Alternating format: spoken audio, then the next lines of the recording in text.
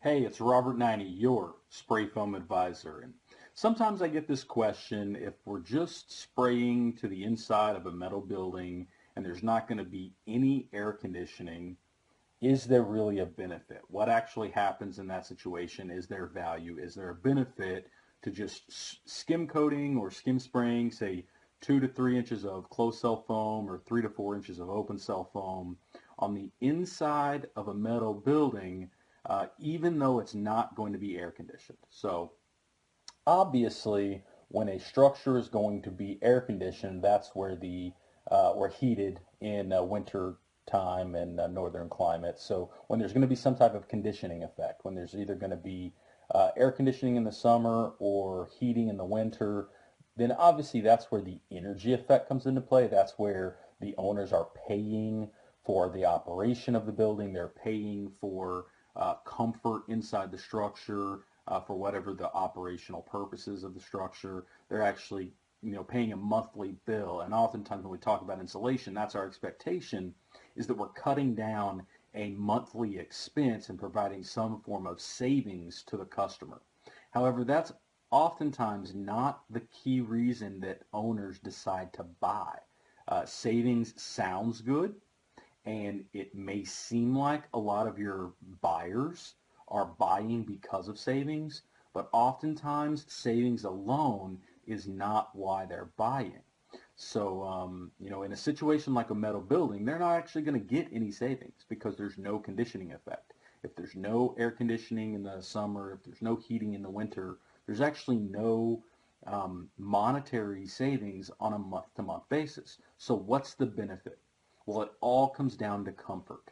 It's all a comfort situation. So if it's 100 degrees outside in the south and a metal building, the outside skin is going to be 150 degrees Fahrenheit. It can easily start to escalate in temperature throughout the day as the radiant heat from that metal skin radiates to the inside of that building.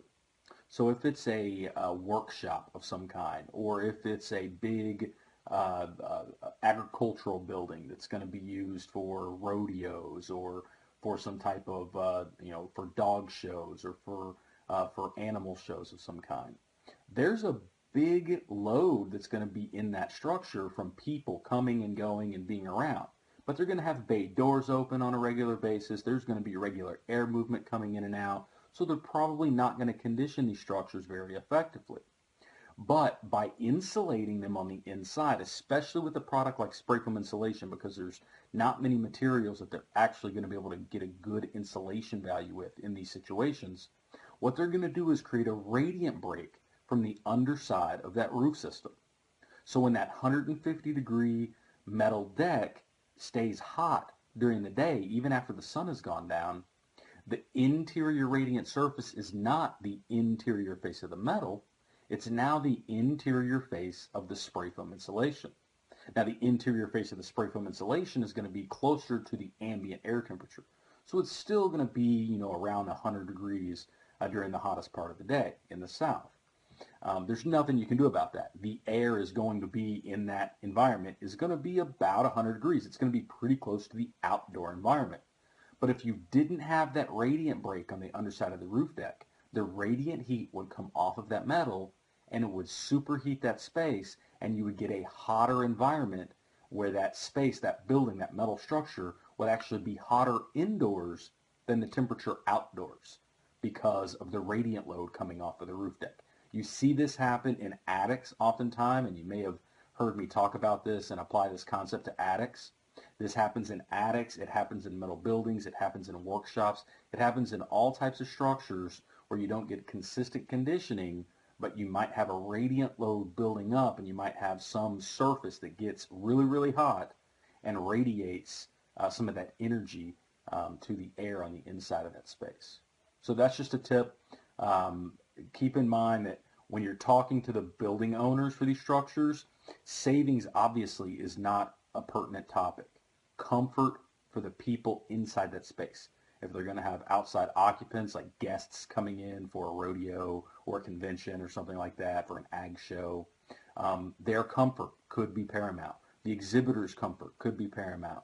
just the operational personnel in the building. They may care about the comfort of those people. They may get more work done. If it's an ag building of some kind where there's vegetable storage or something of that nature, their workers may actually get more work done if the temperature is more comfortable in that space. These are just some of the reasons that they might actually choose to insulate this type of building, even though there's no air conditioning or heating applied to the structure. So Robert Naini, your spray foam advisor. Check us out on some more videos. I love questions. Anyone out there, feel free to shoot in a question. I'll give you an email address right here for any questions you have. Send them to questions@sprayfoamadvisor.com. sprayfoamadvisorsingular.com. So questions@sprayfoamadvisor.com. Go ahead and send those questions in. I'll get to as many of them as I can, and I'll try to incorporate a select few into some of my weekly videos. And of course, if you like this video, go ahead and subscribe to the blog if you haven't already done that. Find us on YouTube and like and follow us there. And check us out on LinkedIn, Facebook, Twitter, Instagram. Find us on all of your favorite social media sites, and you can keep up with the words of wisdom coming out of Spray Foam Advisor. Thank you very much for joining us. I appreciate it. We'll catch you on some more videos. Take care.